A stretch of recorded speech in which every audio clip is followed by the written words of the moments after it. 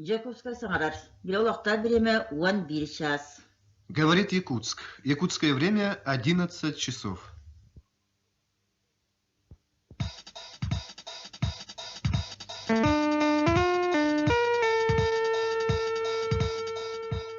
Программа «Современный разговор», у микрофона редактор Сергей Суранов, за режиссерским пультом Гарри Зельпит, а у магнитофонов сегодня работает оператор Лидия Мартемьянова. Добрый день, с Новым годом, уважаемые товарищи!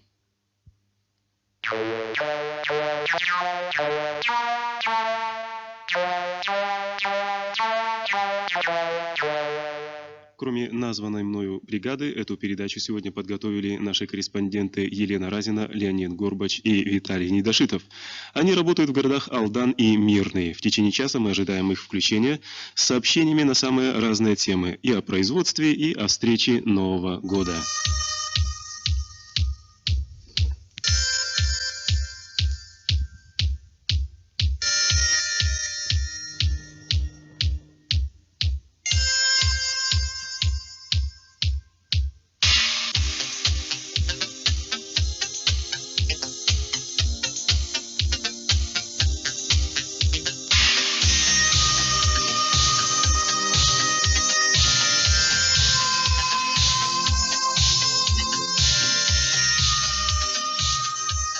Ну, а сейчас самое первое наше включение с кухней. Оно отрисовано, я думаю, заинтересует прежде всего тех наших женщин, кто сегодня утром проснулись с тревожной мыслью. Ну, а чем же сегодня мне кормить своих домочадцев? С одной стороны, все припасы, которые были сделаны к Новому году, уже в большинстве своем поглощены, ну а с другой стороны, все-таки Новый год продолжается, и надо что-то поставить на стол необычное, не как обычные воскресные дни. Вы знаете, вот это противоречие нам, как мне кажется, сейчас поможет разрешить Валентина Алексеевна Аганова. Она работает мастером производственного обучения в СПТУ номер 25 города Якутска. Это бывшее торгово-кулинарное училище. Валентина Алексеевна, мы слушаем вас. Здравствуйте, с Новым годом вас! Здравствуйте, Сережа. Я поздравляю вас и всех женщин с Новым годом и готова дать консультацию по приготовлению несложного кулинарного изделия. Для этого нужно будет приготовить следующие продукты. Да, пожалуйста. Маргарин 150 граммов, яйцо 2 штуки, сода на кончике чайной ложки, соль по вкусу, сметана 2 столовые ложки и мука 8 столовых ложек. Валентина Алексеевна, а вот что можно реально заменить вот из того, что вы назвали сейчас? Маргарин можно заменить маслом, сметану можно заменить молоком 1 столовой ложкой. Угу. Дальше подготовить нужно 7-8 средних луковиц, 50 граммов масла сливочного, яиц 6 штук и сметаны 150 граммов. Угу. Вот все, что потребуется. Ясно. Валентина Алексеевна, ну, видимо, мы, наверное, посоветуем части наших радиослушателей, которые захотят последовать вашим вот этим советам, приготовить луковичный пирог с тем, чтобы они подбирали пока вот эти материалы, компоненты, вернее, для пирога. Дадим несколько минут. Как вы думаете, сколько времени им нужно для подготовки? Для того, чтобы подготовить все это, я думаю, что каждой хозяйке 5 минут хватит. Хорошо, тогда мы через 5 минут снова вас соединим с нашей студией. Ну, а пока мы продолжим нашу программу и послушаем немного музыки.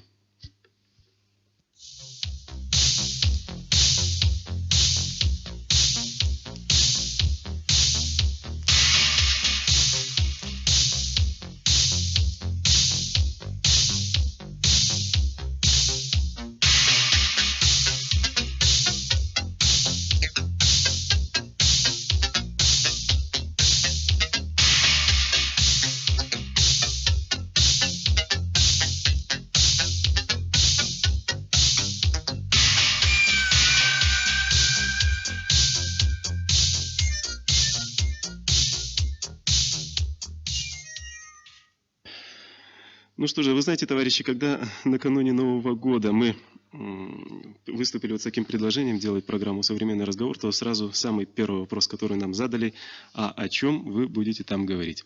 Ну, мы очень быстро нашли, сказали, в первую очередь будем говорить о проблемах, о молодежных проблемах. Ну и мгновенно услышали второй вопрос: а какие проблемы именно вы имеете в виду? Тут я немного, скажу откровенно, растерялся, но очень быстро нашелся, просто взял магнитофон и пошел поспрашивать на эту тему молодежь города, что они о нем думают. Итак, вопрос звучал: какие проблемы молодежи сейчас для вас самые актуальные, самые волнующие? Давайте послушаем ответы на этот вопрос. Создание военно-патриотических клубов – это раз, значит, нехватка помещений.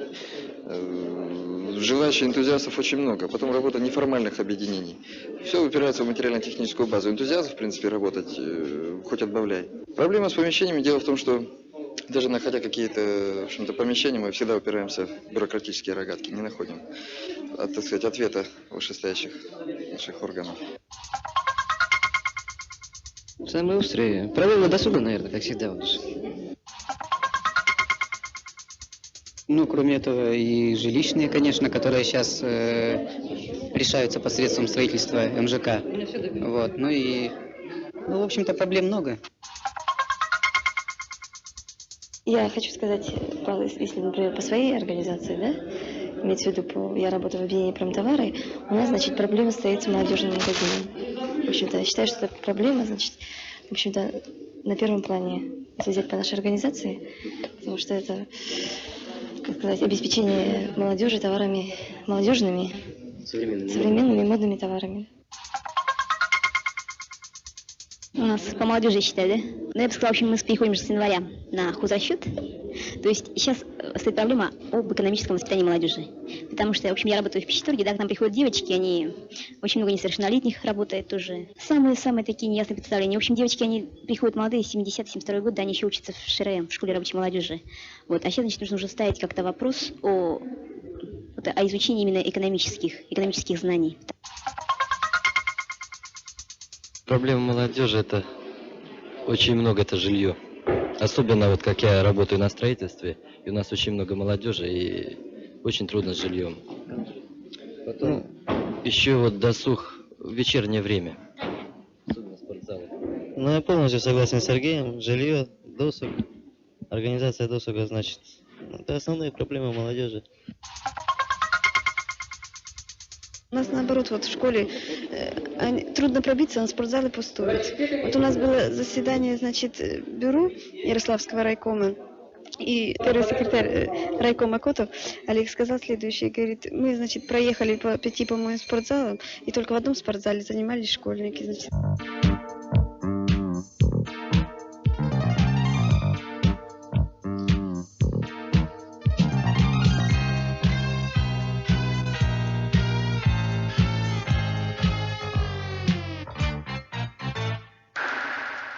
Ну что же, вот такие мнения молодежь высказывает о своих собственных проблемах. Вы знаете, я не думаю, что, в общем-то, вот этими интервью, краткими ответами мы создали полную картину проблем молодежи. Вы можете добавить свои краски в эту палитру, мы будем этому только рады. А сделать вы это сможете во время нашей передачи, она длится в течение часа до 12 часов дня, по телефону 245-60, 245-60 и 286-61, 286-61. Но вы знаете, мы одновременно помнили еще вот о чем. Проблемы-то проблемами, но наша передача идет в воскресный день, то есть когда мы все с вами отдыхаем. Другими словами, она должна быть и развлекательной, кроме того, но и в какой-то степени познавательной. И вот то, что касается познавательной части нашей программы сегодняшнего нашего первого выпуска. Знаете ли вы, что наступивший 88-й год не только год дракона, но и нескольких очень интересных юбилеев? Вот, к примеру, в этом году будет отмечено 100 лет со дня создания, появления на свет первого трактора на гусеничном ходу. В 1888 году он был построен и испытан русским изобретателем Федором Абрамовичем Блиновым. Или вот другой еще юбилей. Он касается, думаю, каждого из нас. Дело в том, что в 1988 году исполнится 50 лет со дня изобретения шариковой ручки, в стержне которой была использована паста. Я говорю вот именно о пасте. Дело в том, что сам-то принцип шариковой ручки был несколько ранее еще изобретен венгерским художником, скульптором и журналистом Бюро. Ну вот в 1938 году швейцарцы предложили заполнять стержень пастой. Ну, возвращаясь в сегодняшний день, могу сказать, что некоторые фирмы сейчас возвращаются все-таки к первоначальному варианту, когда в стержень заливается чернила. Вот еще один любопытный факт, я думаю, он заинтересует автолюбителей. В 1898 году, 90 лет назад, был впервые официально зарегистрирован рекорд скорости. Тогда испытатель Шаслу де Лоба на автомашине Жанто, развил рекордную мировую скорость, можно сказать. Она равнялась 63,15 км в час. Ну, за такую скорость сейчас в черте города, по-моему, и ГАИ-то не каждый раз оштрафуют. А вот тогда это был мировой рекорд. Ну и еще, пожалуй, вот одно короткое сообщение. В этом году, 25 июля, исполнится 10 лет, всего лишь 10 лет, английской девочке по имени Луиза. Луиза Джой Браун, ее полное имя. Вот несмотря на то, что ей всего лишь 10 лет, сам факт появления Луизы, в общем-то, можно сказать, оставил след в истории развития человеческой цивилизации. По той простой причине, что Луиза родилась, появилась на свет не так, как мы с вами все, а то, что называется из пробирки. Ну, пожалуй, хватит познавательности на сегодняшний день. Давайте послушаем нашу музыкальную программу и первый номер ее Геннадий Татарченко «Карнавальный лабиринт».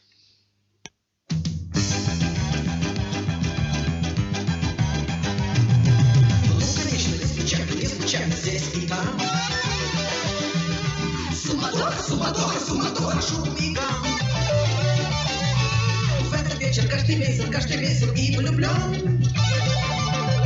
Цветная музыка со всех сторон.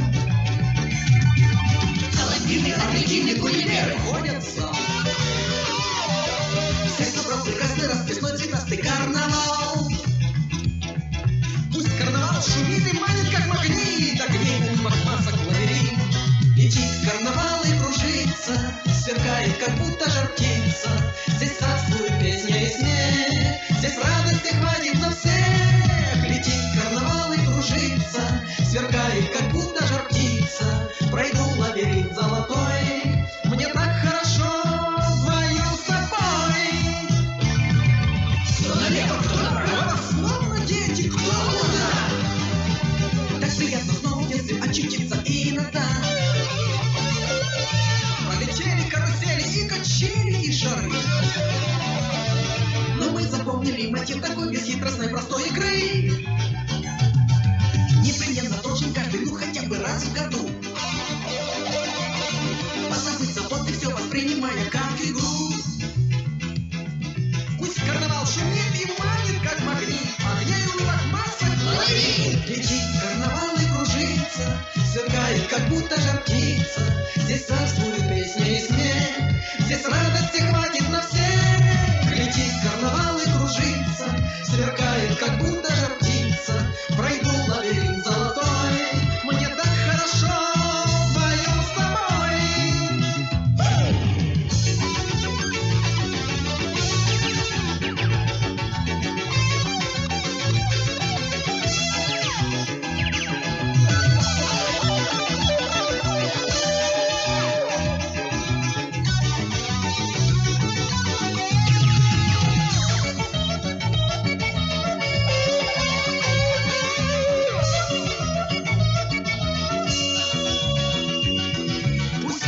Шумит и манит, как магнит, огней улыбок масок лабиринт. Летит карнавал и кружится, сверкает, как будто жар птица. Здесь царствует песня и смех, здесь радости хватит на всех. Летит карнавал и кружится, сверкает, как будто жар птица. Пройду лабиринт золотой, мне так хорошо вдвоем с тобой. Мне так хорошо вдвоем с тобой.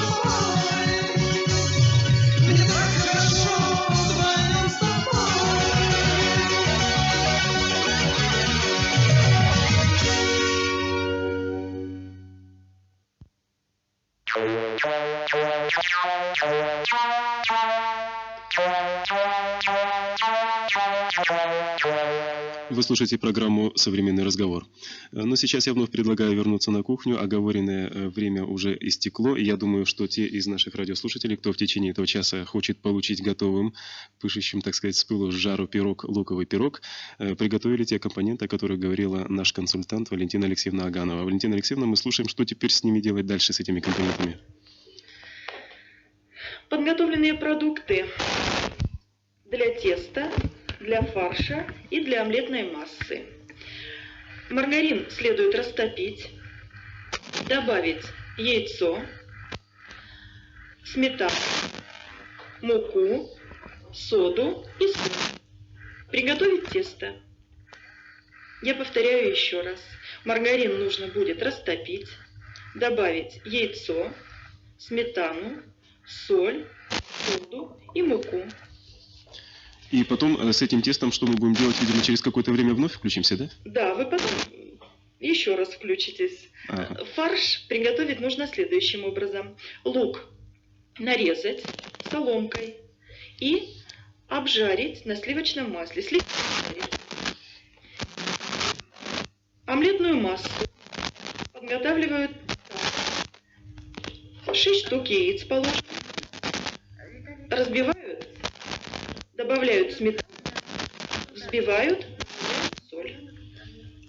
Валентина Алексеевна, еще будьте добры повторить еще раз, у нас что-то тут немножко грязно на связи было во время сеанса. Что делать с фаршем, как его приготовить? Пожалуйста. Лук нарезают соломкой, обжаривают на сливочном масле, слегка обжаривают. И этого достаточно, да? Этого все достаточно.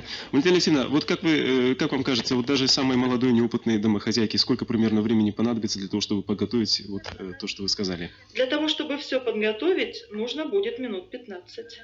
Хорошо, тогда следующее, третье включение на кухню мы произведем примерно минут через 15-20. Ну, а что же сейчас у нас по программе?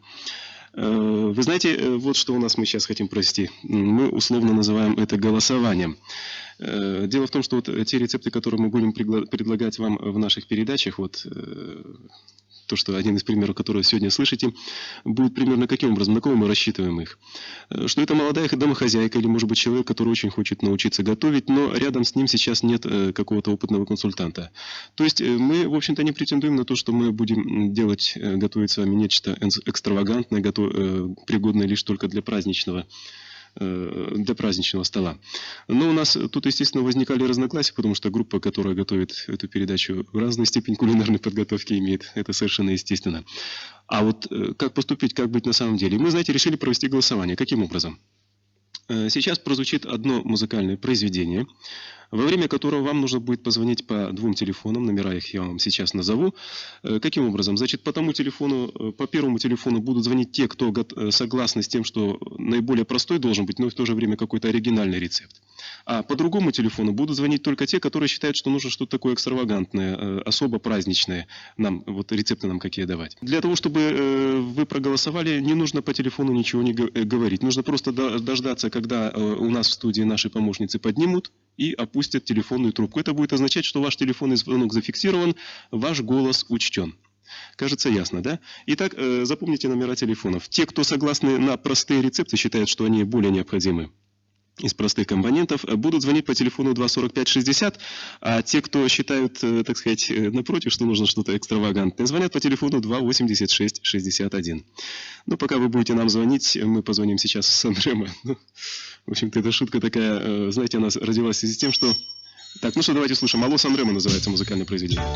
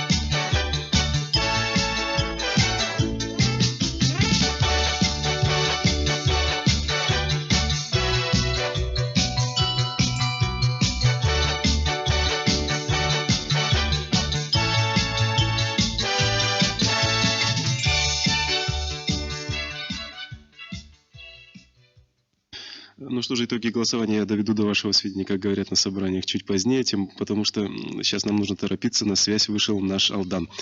Там корреспондент, сотрудник газеты «Алданский рабочий» Виталий Недошитов подготовил нам небольшую информацию о том, как обстояли дела в минувшем году, чем закончился год на строительстве республиканской ударной комсомольской стройки железнодорожного АЯМа. Виталий, мы тебя слушаем. Здравствуй, с Новым годом тебя поздравляю. Здравствуй, Сергей. Ты меня слышишь? Да, я тебя прекрасно слышу. Спасибо, во-первых, за поздравления. Я поздравляю также тебя, моих коллег-журналистов, которые подготовили эту программу, и всех тех, кто нас сейчас слушает с Новым годом. И всего самого доброго в наступившем году. Конечно, прямой эфир, как и прямая линия, это новое в нашей жизни. Но как-то оно, естественно, вошло в нашу повседневную жизнь. И хочется пожелать, чтобы передача находилась в постоянном динамизме и развитии и стала нам хорошим другом. Большое спасибо, Виталий, за пожелание. Итак, АЯМ, как обстоят дела там сегодня? Ну и несколько такой небольшой экскурс я проведу. После, конечно, таких музыкальных интересных пауз и хозяйственного совета. Итак, первый десант был высажен весной 1985 года, здесь у нас на Золотом Алдане. И в этом же году было на АЯМе освоено порядка 30 миллионов рублей.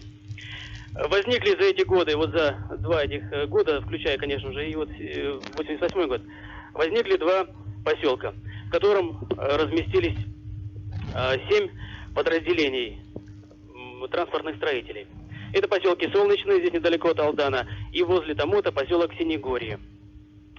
Что могу сказать? Конечно, в такую передачу вносить какие-то элементы экономики не совсем, может быть, это и нужно, но в то же время... Виталий, это наша жизнь, ничего да? страшного. Это наша жизнь. Ну, есть это жизнь, да, действительно. Да. С 1 января прошедшего года все подразделения Треста Бамстроймеханизации перешли на новые условия хозяйствования. Коллективный подряд, самоокупаемость и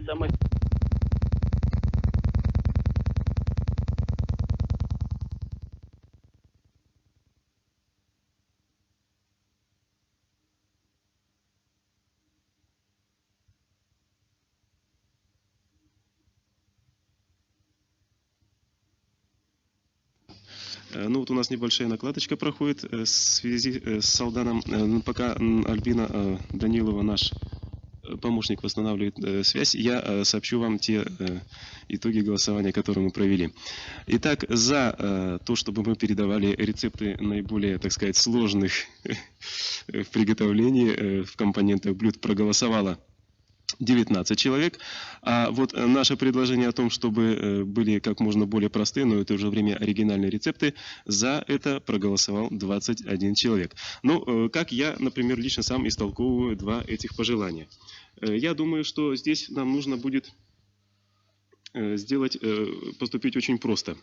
Мы, видимо, поскольку примерно равное количество, мы, видимо, будем в основном-то в будни, так сказать, в воскресенье давать более простые рецепты. Ну, а накануне праздников, мы предварительно смотрели, у нас некоторые передачи оказываются или накануне, или прямо непосредственно в день праздника, мы будем давать более сложные, так сказать, экстравагантные, праздничные, так скажем, рецепты. Альбина, как у нас Алдан? Еще не готов пока, да? Ну что ж, давайте тогда пока послушаем музыку, а Альбина нам восстановит связь. Слушаем музыку.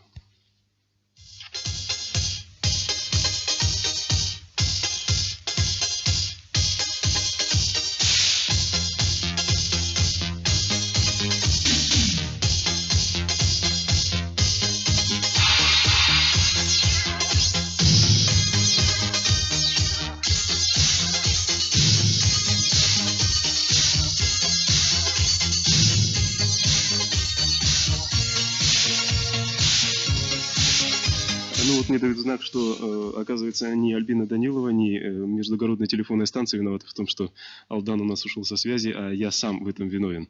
Виталий, я прошу прощения, пожалуйста, слушаем твой рассказ дальше. Я остановился, если там пауза возникла. Слышно. Сережа? Сергей, ты меня слышишь? Нет, я ничего не слышу. Сергей, ты меня слышишь? Алло, не слышит. Сергей, ты Я меня слушаю, слышишь? слушаю. Виталий, продолжай. Так, ну я остановлюсь на тех задачах, которые поставлены перед строителями Опять связи нет. Алло, Виталий, слушает. Есть связь? Есть, прекрасно. Прекрасно. Ну, значит, поехали. Итак, задачи какие поставлены перед строителями по Алданскому району. В 1988 году, то есть в этом году, железная дорога должна прийти в Большой Немныр, и прорублена должна быть просека до Алдана. А на будущий год железная дорога должна прийти в наш город. И 29 октября, в день рождения комсомола, 1990 уже года, рабочее движение придет в город Томот. Кстати сказать, летом прошлого года Алдан принимал посланцев комсомольцев и молодежи республики, которые откликнулись на призыв комсомольско-молодежного коллектива смены Куранавской золотоизвлекательной фабрики комбината «Алдан-Золото» прорубить к 70-летию Великого Октября 70 километров комсомольской просеки. И ребята справились с поставленной задачей.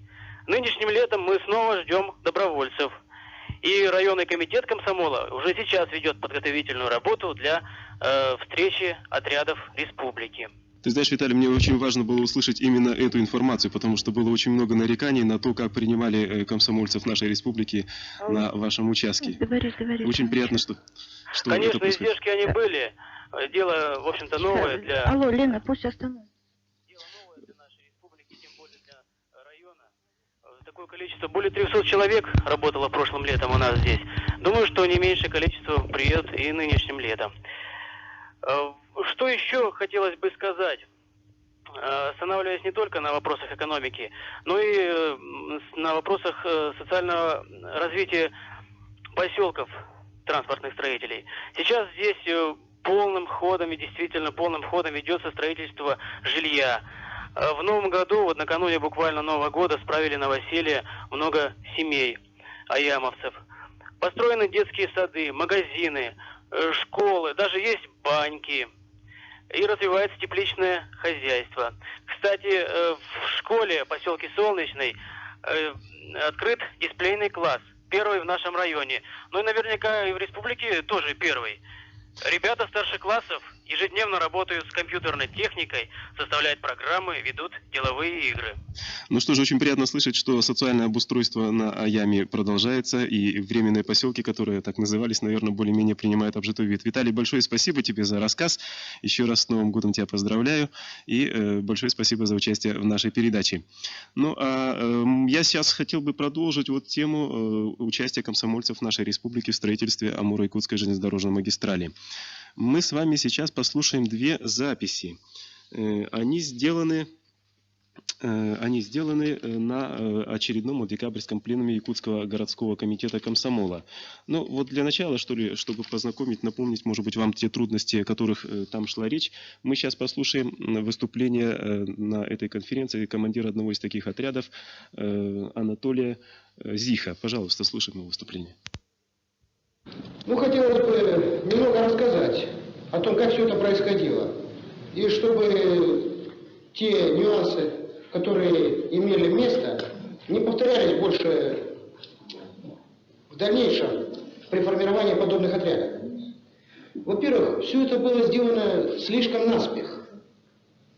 Ни руководство предприятий, ни райкомы комсомола не подошли с той ответственностью формированию этого отряда, с какой бы надо было. Люди подбирались, ну буквально, возьми Боже, жена мне Боже. То есть руководство предприятий, по сути дела, отправляло туда людей, ну, мягко говоря, ненужных им на производстве, как бы сплавляло их. Также хочется сказать еще о неготовности организации заказчика принимать подобные отряды. По сути дела, люди приехали на пустое место. Ну, лагерь, все это было сделано своими руками. Ладно. Но возникли проблемы со спецодеждой, с инструментом. Даже такая простейшая проблема, как инструктаж по технике безопасности. 3 суток люди, которые могли бы работать на просеке, на рубке просеки, занимались, так сказать, хозяйственными работами по лагерю, собирали бумажки. Это выразилось в потере, собственно говоря, не только 3 рабочих дней, но и 300 метров просеки, так как средняя проходка это 100 метров в день. Также в самом начале формирования отряда была допущена еще одна ошибка. Информация о сроках пребывания людей. Были неправильно информированы люди и их руководство, что повлекло за собой, по сути дела, отъезд половины отряда через месяц после начала работы. Люди информировались почему-то на месячный срок, когда девиз был 70 километров просеки к 70-летию октября. Следовательно, информировать людей надо было на конечный результат, конкретно план задания отряду. Ну что же, вот такая претензия была высказана. Но мы вновь еще раз обратились, так сказать, к проблемам к этого лета, прошедшего лета, в связи с тем, что не только Алданский райком комсомола готовится к приему отрядов, к работе на Аяме, но и городские комсомольцы тоже. И вот как пример того, как же эта подготовка протекает, рассказала на пленуме секретарь комитета комсомола Якутского филиала Сибирского отделения Академии наук СССР Наталья Апросимова. Было очень тяжело набирать людей на Аям. Вот лично мне было очень тяжело набирать ребят на Аям, но те ребята, которые отработали, приехали у меня вот вообще-то с очень полными сил и энергии. В комитете комсомола мы разговаривали и пришли к выводу, что эту работу нужно заняться сразу же вплотную. Вот сейчас вот после Нового года мы займемся работой на Аям, комплектацией людей на железную дорогу, значит. Мы поставили себе такую задачу. Комитет комсомола вырабатывает программу для того, чтобы делать набор в этот Аям. Для этого нужно что сделать? Основное делать нужно так, чтобы ребята сами поехали на Аям и увидели, что они там нужны. Для этого комитет комсомола, наверное, возьмет постановление, чтобы сделать бригаду, значит, из якутского филиала, который поедет на 3 дня на Аям, посмотрит, как ребята работают, расскажет о своих делах, которые у них возникают, о каких проблемах, о научных проблемах, которые могут решить молодые ученые, дать им концерт, в спортивных соревнованиях поучаствовать. Может, какие-нибудь выезды, наверное, стоит делать и по всем, наверное, комсомольским организациям, или сделать городскую такую, чтобы ребята, которые бойцы, которые у нас собрались уже ехать на Аям, чтобы поехали туда. Еще вот у Котова было тоже такое же предложение, написать на Аям, как в 20-е годы. Если ты комсомолец, если ты хочешь быть в первых рядах, приглашаем тебя на строительство, на наш отряд, городской отряд, который поедет строить Аям. Ну, такое предложение прозвучало. Мне кажется, оно довольно интересное, содержательное. Но, к сожалению, вот мнение ребят, участников пленума в ответ вот на это выступление, предложение услышать не пришлось. Но я думаю, что это произошло, потому что довольно сложно все-таки сразу так сказать, да, начать рукоплескать, так сказать, все побежали его выполнять, что ли, это мнение. Нужно время для того, чтобы его обдумать. Ну и тем не менее, вот не могу не сказать, что, может быть, в какой-то степени на вот таком молчании сказалась и общая атмосфера пленума. Дело в том, что ребята были довольно пассивные. И свидетельство тому явка на это собрание всего лишь половины членов городского комитета комсомола. Но я думаю, что мы не впервые рассказываем о том, как работает столичная комсомольская организация, о ее стиле, о методах мы будем рассказывать еще и дальше.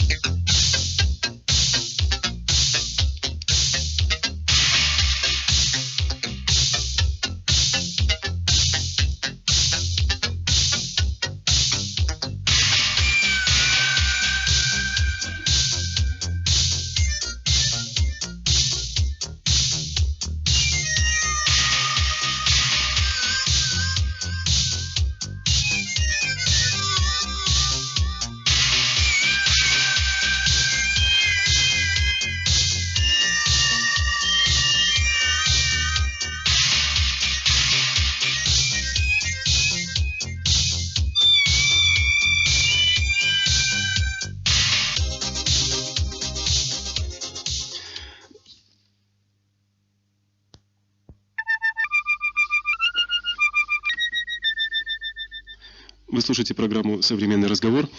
Сейчас у нас на связи Алдан, где находится наш корреспондент Елена Разина, и город Мирный. Там наш корреспондент Леонид Горбач. Ну что же, ребята, здравствуйте. Я поздравляю вас с Новым годом. Большое спасибо за поздравления. Я желаю современному разговору хорошего старта и творческих успехов. Так, я не слышу Леонида Горбача. Леня, ты слышишь нас, нет? Здравствуйте, Мирный. на связи. Ну что же, поскольку вас двое, то я думаю, что нам надо с самого начала определиться, кто из вас начнет. Ну, Леонид, ты не будешь против, если мы предоставим первое слово женщине Лене Разиной? Ну, конечно же. Так, Лена, пожалуйста, слушаем. Спасибо. Что ты хочешь нам сказать? Вот скажите, Сергей, кто не мечтает в новогодние праздничные дни побывать, ну, например, в необыкновенном сказочном городке? Ну, Или действительно. в царстве снежных фигур? Да, согласен с вами совершенно. Наверное, об этом мечтают не только девчонки и мальчишки. И вот я вчера побывала в таком чудесном городке. А расположился он в поселке Нижний Куранах. Яркими разноцветными огнями засияла здесь самая большая, да и, пожалуй, самая красивая елка в районе. Сотни веселых огоньков бегают, мерцают на лесной красавице. Светящиеся нити гирлянд бегают по всему сказочному городку и по маленьким елочкам, теремам, аркам. В этом снежном чудо-городке всегда шумно, весело и много детей, несмотря на то, что Дедушка Мороз морозит основательно в эти дни. Ну а как может быть иначе? Разве можно упустить прекрасную возможность прокатиться с папой по серпантину ледяной горки? Дух захватывает от удовольствия и радости. В городке детей встречают персонажи любимых сказок. Здесь и Кот в сапогах, Чебурашка, Карлсон, Крокодил Гена. Ну и, конечно же, Дед Мороз со Снегурочкой. Большие снежные скульптуры привлекают особенно. По-хозяйски разместился в центре городка дракон. И хотя глаза горят его желтыми огнями, из пасти вырываются языки пламени, но мы-то знаем, что он добрый и нежный. И в этот год мы ждем от него только мира и радости. А вот рядом с драконом красавчик-попугай Кеша. Какой он задиристый, веселый. Он явно по душе всем малышам. Они то и дело крутятся возле него. Но вот самыми настоящими любимцами сказочного царства это механические фигуры Бабы-Яги, Черта и Белочки. Заиграла веселая музыка, и сварливая Баба-Яга ругает Черта, который приехал к ней в гости. Ну а под елью Белка. Белка песенки поет и орешки все грызет. Радуется детвора. Вчера я видела их веселые улыбки, хорошее праздничное настроение. А подарили эту радость, сказку, это чудо нашим алданским ребятам труженики комбината «Алдан Золото». Ну что же, мне очень приятно слышать, что в Нижнем Куранахе, как всегда, одна из самых лучших елок, один из самых лучших снежных городков нашей республики. Лена, большое спасибо. Я надеюсь, что ты до конца нашего сеанса еще побудешь на связи. Мы пока послушаем, что нам скажет Леонид. Леонид, что ты можешь рассказать о том, как в Мирном встречают Новый год? Леонид, мы слушаем тебя. Мирный снова на связи. Слушаю вас, да. Ну, я хочу поздравить алданцев и, конечно же, всех тружеников Якутской Республики с Новым годом. Пожелать доброго здоровья, счастья. Леонид, скажи, Мы пожалуйста. идем. Да, Леонид, вот я сейчас слышу, у тебя фоном какой-то шум раздается. Ты что, нам не из корреспондентского пункта звонишь, да? Очень плохо слышно. Ага. Ну зато мы тебя очень хорошо слышим. Так мне продолжать? Да, пожалуйста. Но я думаю, что поздравление осталось в силе. Свой репортаж я начинаю с Дворца культуры «Алмаз», города Мирного. Только что в 11 часов начался первый этого дня карнавал новогодний. Ну и, конечно же, ребятишки, родители веселятся, отдыхают. И вот я попросил тут двоих мальчиков, мальчика и девочку, вернее, извините, представиться и рассказать, с чем они пришли на новогодний карнавал. Ёлка. Меня зовут Ира. Я пришла на новогоднюю елку с хорошим настроением. У меня костюм жар-птица. Кто тебе шил? Ты сама помогала матери? Да. Ну и расскажи, пожалуйста, стихотворение нам. Елка. Дед Мороз укутал елку, спрятал елку от ребят. Ночью елка в тихомолку убежала в детский сад. Утром елочку-беглянку Дед Мороз найти не мог. Вместо елки на полянке перед ним торчит пенек. Не на шутку рассердился на беглянку старый дед. Догонять ее пустился, увидавший свинца след.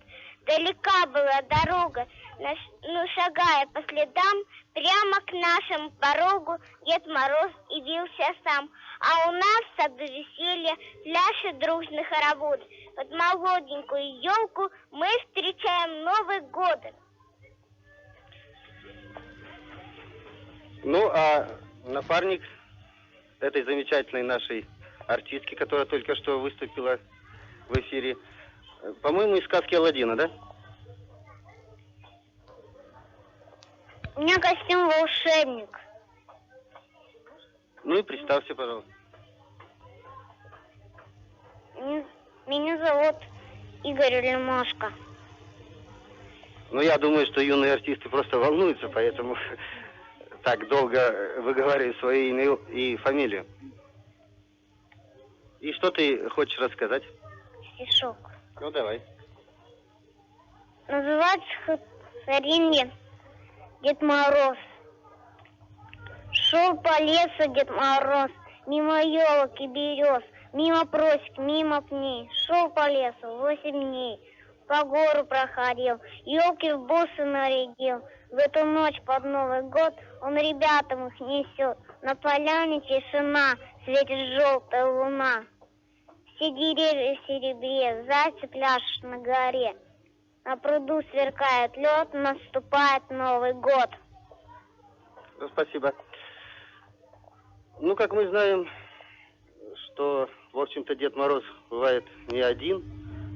Дедов Морозов много, и в том числе и в городе Мирном. Вот один в валенках пришел и на нашу передачу, еще не успел переодеться. С чем он пришел и как ему нравятся ребята города Мирного? С Новым годом поздравляю всех детей, поздравляю всех гостей.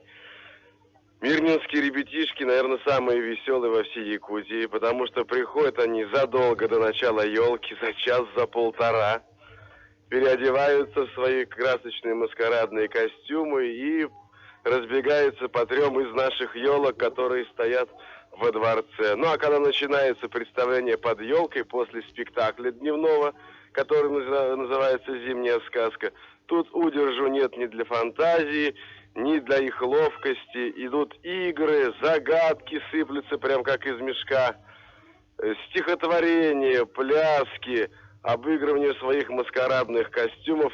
Призов у Деда Мороза даже не хватает. Ребята молодцы, каникулы встречают весело. Особенно интересны малыши-дошкольники. Все свои познания детсадовские они нам выдают на гора. И смотреть на них одно удовольствие. Что же, большое, Леонид, спасибо и Алдану тоже за участие в нашей передаче, но я должен сказать, что в Якутске, да я думаю и в Алдане, ребятишки ничуть не менее весело встречают Новый год. Ну, а чтобы и взрослые немножко улыбнулись, вспомнили свое детство, в нашей программе сейчас прозвучит песня, которая так и называется «Дед Мороз».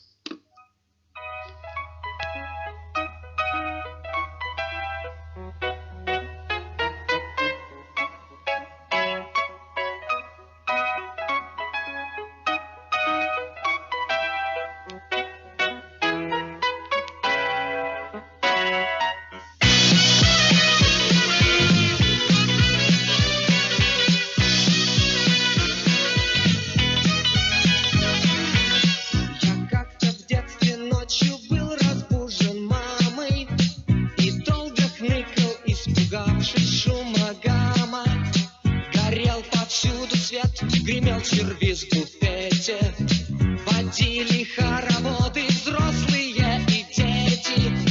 Я увидал мерцание стройной пышной ели и дядю в шубе с бородой белей метели. Он снял мешок с плеча и началось веселье. Все стали хлопать, танцевать и хором пели. Дед Мороз, что ты нам принес?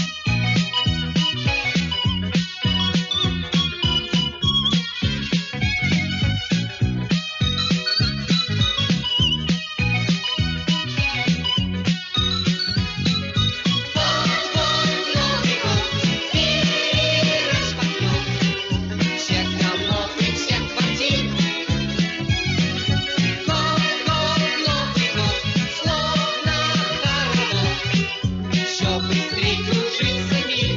Вот Новый год двери распахнет. Всех домов и всех квартир. Год, Новый год, словно пароход. Все быстрей кружится мир.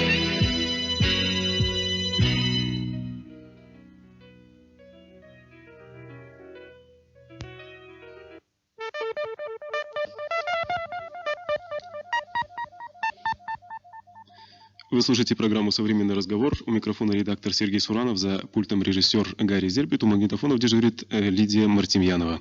Ну, а сейчас мы вновь выходим на связь с нашей кухней. Валентина Алексеевна, вы, наверное, уже нас заждались. Слушаем вас, Валентина Алексеевна. Итак, остается сформовать пирог. Нужна сковорода, диаметр ее 20-25 сантиметров. Подготовленное тесто выкладывается по всей сковороде. Затем выкладывается фарш и заливается омлетной массой. Ставится в духовку, температура духовки 200-250 градусов и запекается в течение 25 минут. Пирог будет готов, можно подавать к столу. Валентина Алексеевна, а вот я думаю, что такой вопрос, возможно, возникнет. Ну, скажем, вот посадили в духовку, но по какой-то причине, например, градусник не работает, неизвестно как. Вот можно каким-то, так сказать, косвенным путем определить, как готово, насколько жар достаточен, нет? Готовность можно будет определить по образовавшейся румяной корочке. Омлетная масса запекается, образуется на поверхности румяная поджаристая корочка. Это говорит о готовности пирога. И еще один вопрос, Валентина Алексеевна, скажите, а вот в среднем, вот если, например, так сказать, ну то, что называется, набить на этом деле руку, вот с момента приготовления компонентов и до того, как вы достаете уже из духовки готовый пирог, примерно сколько времени нужно будет хозяйке? 35-40 минут. Всего лишь, да? То есть можно сказать, что те, кто последовал вашим советам, сегодня они уже за обедом будут пробовать этот пирог? Я правильно вас понял? Да. Ну что же, большое спасибо вас еще раз с Новым годом. Спасибо за участие в нашей передаче. Всего доброго. Ну, а нашу программу сейчас продолжит еще одна песня. Вы знаете, у нее такое, ну, я бы сказал, двусмысленное название. Рок-ателье «Не торопись». Слушаем.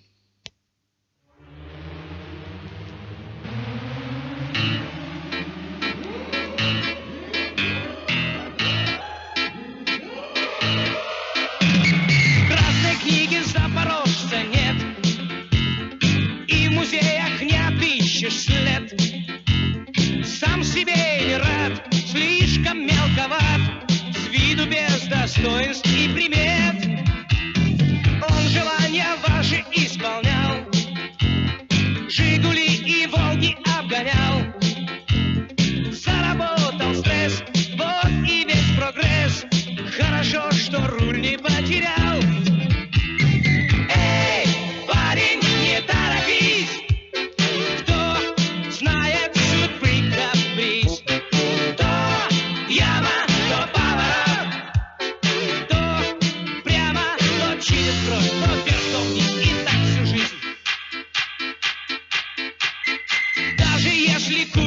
Гараж, втрое увеличите литраж. В город ни на шаг, вот какой чудак. Надоел промышленный пейзаж. Он бы мог и самосвалом стать, в небе легким лайнером летать. Мог бы яхтой плыть, что и говорить. Остается только лишь мечтать.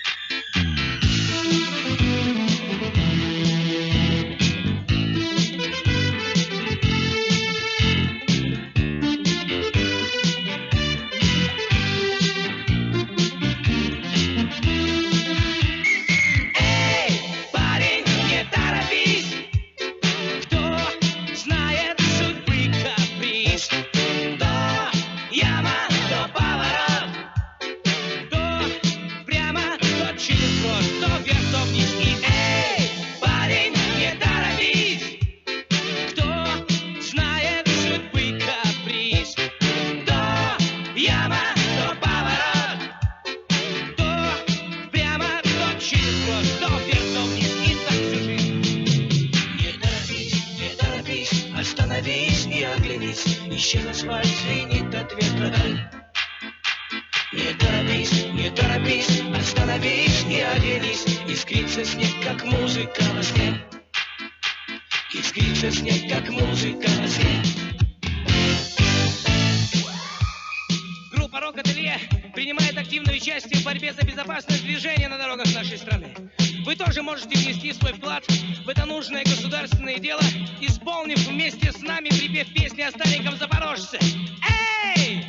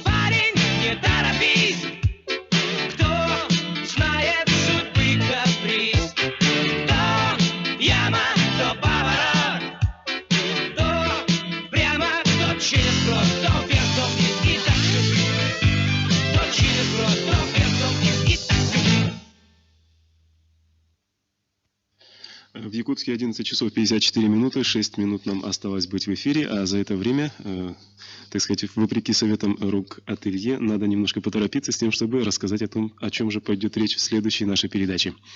Мы решили продолжить в ней тему «Комсомол и перестройка». Очень широкая тема, и поэтому мы решили выделить две основных темы, что ли, направления нашего разговора.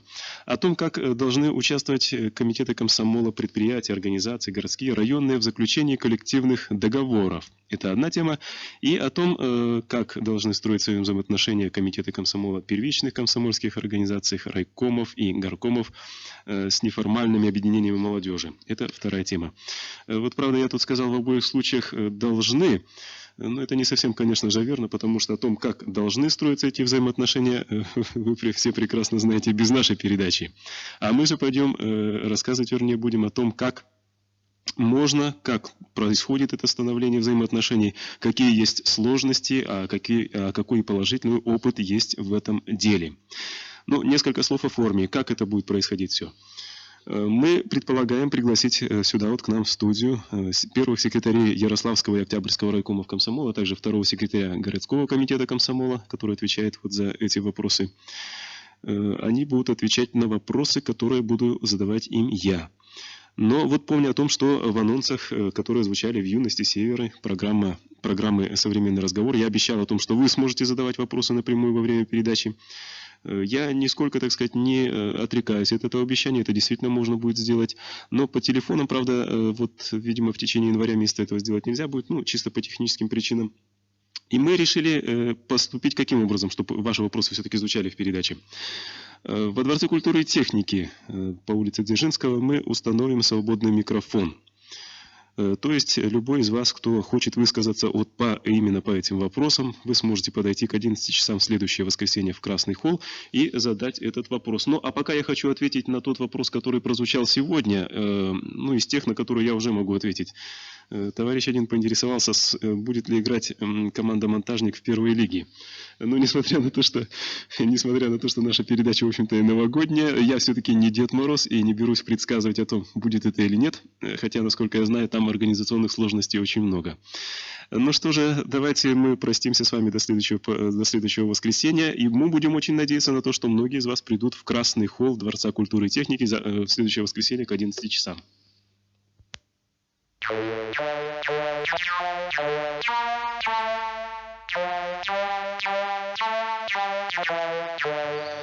Программа «Современный разговор» прощается с вами до следующего воскресенья. До встречи в 11 часов 10 января. Всего доброго.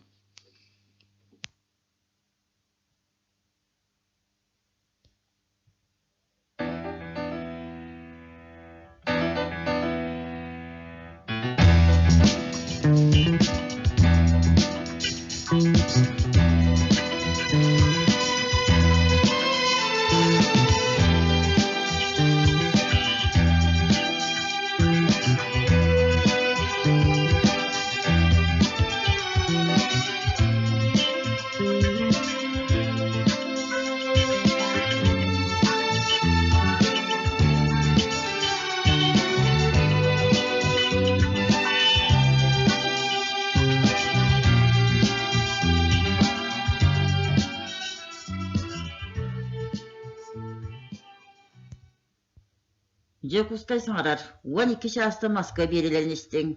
Говорит Якутск. В 12 часов передача из Москвы.